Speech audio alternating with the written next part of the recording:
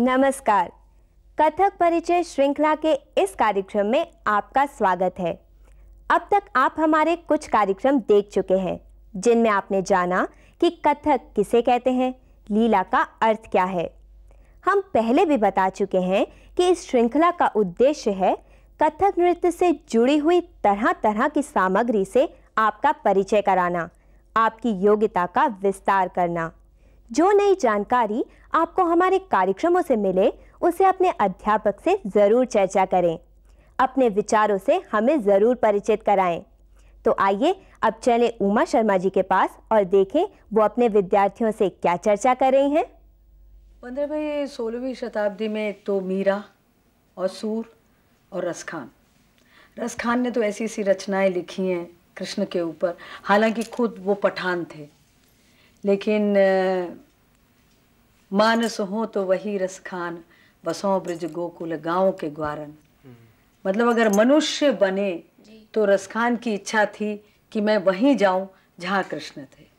और फिर मीरा के तो भजन इतने मशहूर हैं, मैं तो पग घुंघरू बांध मीरा नाची रे, अनेकों भजन लिखे और बहुत ही गाए जाते हैं। मीराबाई के बारे में कहा जाता है कि उन्होंने अपना पूरा जीवन भगवान श्री कृष्ण के चरणों में अर्पित कर दिया।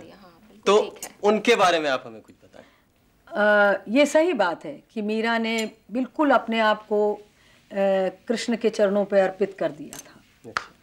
अब एक बड़ी छोटी सी कहानी है, वो सुनने लायक है जी, सुनाइए। चित्तौड़ में जब मीरा पहुंची तो कहते हैं कि वो इतनी विलीन हो चुकी थी और इतनी कृष्ण में समा चुकी थी कि उनको चारों तरफ सिर्फ यही ध्यान रहता था, इधर कृष्ण, इधर कृष्ण, इधर कृष्ण, चारों तरफ कृष्ण।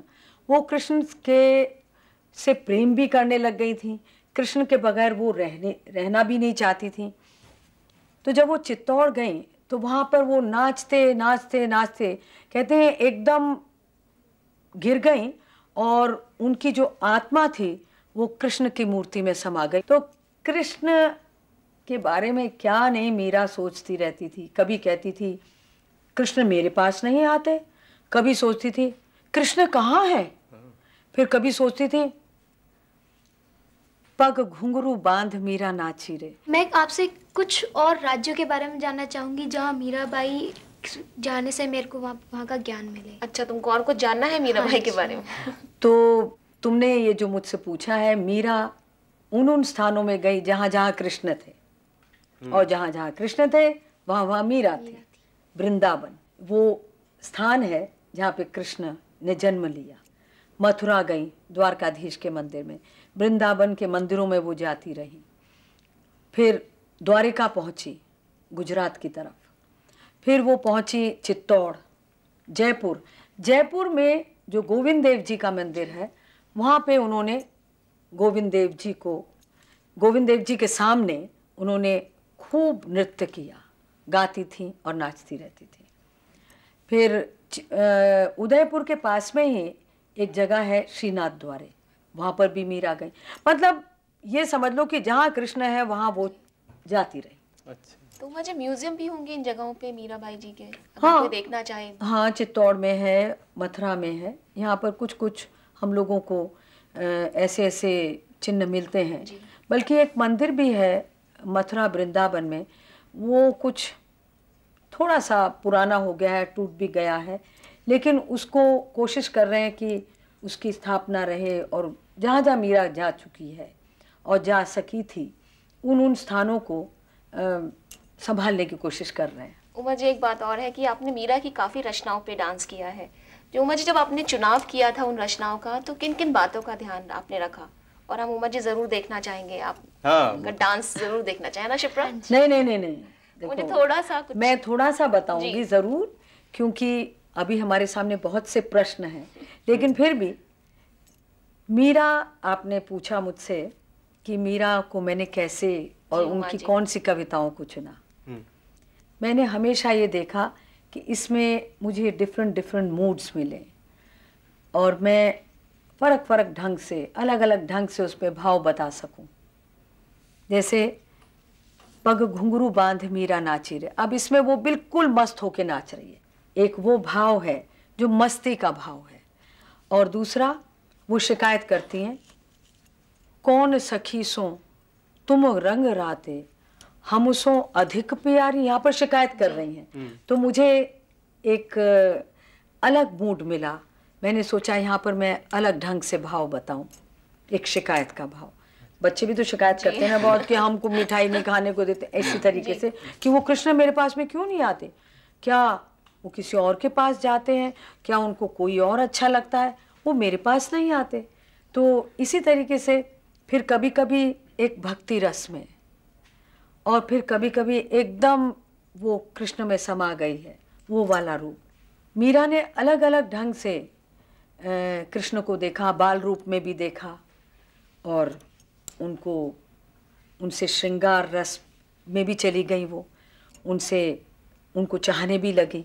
इस तरीके से वो अलग अलग ढंग से चलती चली गई। तो मैंने कुछ ऐसी रचनाओं को लिया, जैसे वारी वारी शाम हूँ वारी थे आजो गली हमारी। इसमें कुछ ही पंक्तियों में मीरा अलग अलग अपने भाव को लेकर आई है। उमा जी कुछ करके बता दीजिए। देखेंगे आप लोग, भी देखना थोड़ा दिखाई दीजिए। उमा जी थोड़ा सा दिखा दीजिए।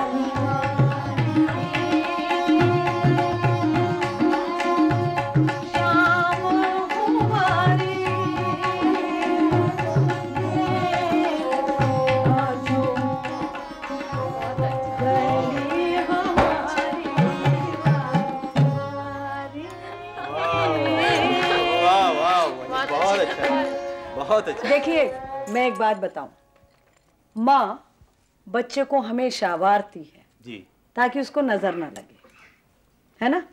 तो बच्चे जो हैं वो मीरा का एक रूप बच्चों की तरह भी हो गया था, और वो खुद भी कृष्ण के पीछे पीछे जाती थी।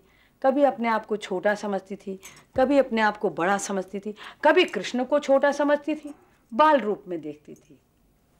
तो मीरा का एक वो रूप रहा। उमा जी, आप ये बताइए कि आपने हमें बहुत सी ताले और लय बताई हैं, तो आपने किस लय में, किस ताल में मीराबाई की जो कविताएं हैं उसको अपने नृत्य में ढाला? बहुत अच्छा है। तुमने अच्छा प्रश्न किया। मैं जानती हूँ कि तुमको ताल के बारे में बहुत बताती रहती हूँ, इसलिए पूछती हो तुम। तो हर भजन को चुनते वक्त मैं उसकी भावना को समझती हूँ, मीरा ने किस मूड में उसको लिखा और उसमें कैसी ताल होनी चाहिए वैसी ताल बनाती जाती है। उमा जी, एक बात और है, जो एक मीरा का जिक्र आता है, तो राणा जी ने जो विष का प्याला मीरा को भेजा था पीने के लिए, जब उसे बहुत तंग आ गए थे उनकी भक्ति से। उमा जी, ये बच्चों में बहुत चर्चा का विषय है और हमको पता है कि आपने इस पे एक पीस भी बनवाया हुआ है। हाँ। बच्चों पर। उमा जी, हम वो देखना चाहेंगे। हाँ, विष का प्याला तो मीरा के लिए भेजा गया था, लेकिन मीरा तो अज्ञान थी, उन्हें कुछ पता ही नहीं था कि जो उन्हें प्याला भेजा गया उसमें विष है। इसका उन्होंने एक बड़ा सुंदर पद रचा है। पग घुंघरू बांध मीरा नाच रे, पग घुंघरू बांध मीरा। ताल दो, तुम ताल के बारे में पूछ रही थी। बांध मीरा नाच रे, पग घुंघरू बांध मीरा नाच रे, नाच रे, नाच रे, पग घुंघरू बांध मीरा नाच रे। लोग कहे मीरा भई बावरे, लोग कहे मीरा भई बावरे, सास कहे कुल नाश रे, पग सास कहे कुल नाश रे, पग घुंघरू बांध मीरा नाच रे, पग घुंघरू बांध मीरा नाच रे। विष का प्याला राणा जी ने भेजा, विष का प्याला राणा जी ने भेजा, पीवत मेरा हासी रे, पीवत मेरा हासी रे, पग घुंघरू बांध मीरा नाच रे, पग घुंघरू बांध मीरा नाच रे, पग घुंघरू बांध मीरा नाच रे। लोग कहे मीरा भई बावरी, सास कहे कुल नाच रे, पग घुंघरू बांध मीरा नाच रे, पग घुंघरू बांध मीरा नाच बहुत अच्छा, बहुत अच्छा रहा उमा जी। तो समझ में आ गया ना? तो भाव को बिल्कुल चेहरे से, आंख से और उसके साथ में हस्तक, उनके पदों के मुताबिक हस्तकों का इस्तेमाल करना ये बड़ा ज़रूरी है जब भी कोई। और ताल, जैसे तुमने पूछा ताल को कैसे बनाना, अब इसमें कैसी ताल थी? वारी वारी, बिल्कुल ठहरी हुई लय है।